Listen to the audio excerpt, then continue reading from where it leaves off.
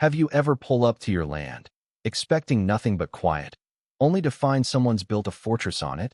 That's what happened to me, Jake Harper, when I rolled up to my cabin in Willow Creek, Oregon, and saw a gleaming steel garage squatting 20 feet onto my property. This wasn't just a shed, folks, it was a full-on, in-your-face. I own this kind of structure, and it had the nerve to sport a sign that read Crescent Cove HOA Storage, authorized use only. I'd been gone 3 weeks, working a consulting gig in Portland, dreaming of my 4 acres of cedar and first sloping down to the lake. I bought this place a decade ago, cash, after leaving the army slice of peace, no neighbors breathing down my neck, no HOA nonsense. I'm a licensed surveyor by trade, so I know my boundaries like I know my heartbeat. That garage, it wasn't just close to the line, it was so far over, it might as well have been doing yoga in my backyard. I parked my truck, took a deep breath, and walked the property line, checking the steel survey pins I'd set myself years ago. Everyone was exactly where they should be, and that garage was planted deep in my dirt. My first stop was my neighbor, Tom Grayson, a quiet guy who was out waxing his canoe. He saw me coming and looked like he'd just swallowed a bug. "Jake, didn't know you were back," he mumbled, eyes darting toward the garage. I cut to the chase. "Who the hell okayed that thing?" Tom shifted, nervous. "Look, Diane said you hadn't been around, that the boundary was fuzzy. She had a map or something." Diane Kessler, the HOA president who strutted around like she owned the whole damn lake. I didn't waste time arguing. I grabbed my survey binder from the safe, plats, deeds, the works, and called the county sheriff. Deputy Alvarez rolled up an hour later, a no-nonsense guy who grew up around here and knew property law better than most lawyers. I spread my maps on the hood of his cruiser, showed him the certified pins, the recorded plat. He squinted at the garage, then back at me. "Yup, that's on your land, Jake. You permit him?" "Hell no," I said. "Didn't even know it existed till today." He snapped photos, made notes, and promised to talk to Diane. I thanked him, but I knew talking to her would be like reasoning with a brick wall in a power suit. Sure enough, Diane showed up that evening, clipboard in hand, dressed like she was auditioning for a real estate ad, big scarf, fake smile. "Jake, so good to see you back," she chirped, like we were buddies. I pointed at the garage. "Explain that." Her smile didn't budge. "Oh, that's just community storage, Jake. You've been gone so much, and there was some confusion about the boundary. Our map shows that strip as shared space." I held up my plat map, the one filed with the county. "This says it's mine. Your map's worth less than the paper it's printed on." Her eyes went cold, but she kept that smile. "No need to get heated. The HOA voted to use what we thought was unclaimed. If you've got issues, take it up with the board." She turned on her heel, tossing back. "We're all about community here, Jake. Hope you'll play nice." Play nice? She'd just declared war, and I wasn't about to roll over. The next morning, I was on the phone with a surveying crew in Bend, booking an emergency boundary check, full scan, certified report, the kind of thing you wave in court like a loaded gun. By afternoon, 2 techs showed up with their gear, and I walked them through the property, venting while they set up. The lead guy, after checking his GPS, just shook his head. "You're not wrong, man. That garage is 20 feet in, and they didn't even pretend to check setbacks." I nodded, already planning my next move. Then I hit a curveball. Pulling up the county's online GIS portal to cross-check coordinates, I noticed something off. The public map showed my boundary shifted, just enough to make it look like the garage barely touched my land.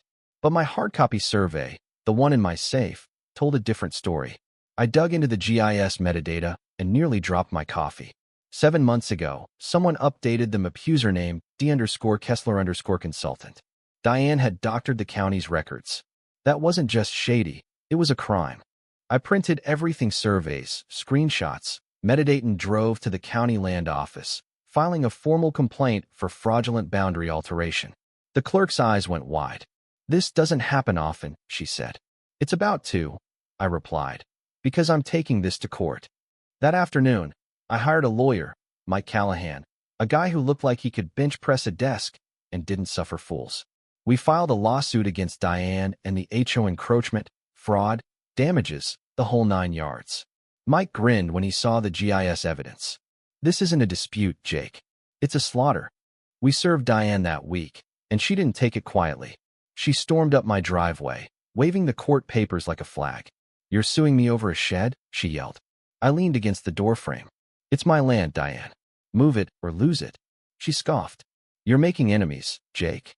This community runs on trust." I shut the door in her face, but I knew she'd fight dirty.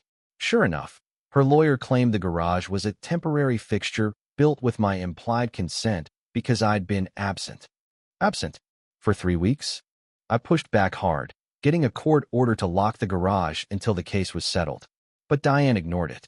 I caught her on my security cam, sneaking in at midnight with a new padlock, letting HOA folks stash boats and ATVs inside. I filed for contempt of court, attaching photos of the lock and every license plate in the lot. Mike dug deeper, subpoenaing HOA financials. What we found made my jaw drop. Diane had been renting out my land 10 contracts, $500 a month each, raking in $15,000 over 9 months. One email from her to a renter read, "Jake's lot is underutilized HOAs, putting it to work." She was running a business on my dirt. I called one renter, a guy named Paul with a pontoon boat. "Did you know that the garage isn't HOA property?" I asked. He sounded stunned. "Diane said you'd abandoned it. Hadn't paid taxes in years." I laughed. "My taxes are paid, Paul. Check my deed." He apologized, pulled his stuff out the next day.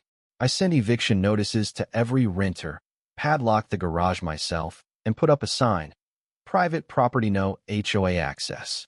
That night, my camera caught Diane trying to cut the lock with bolt cutters, flipping off the lens when she saw it. I handed the footage to Deputy Alvarez. "She's begging for trouble," he said, shaking his head.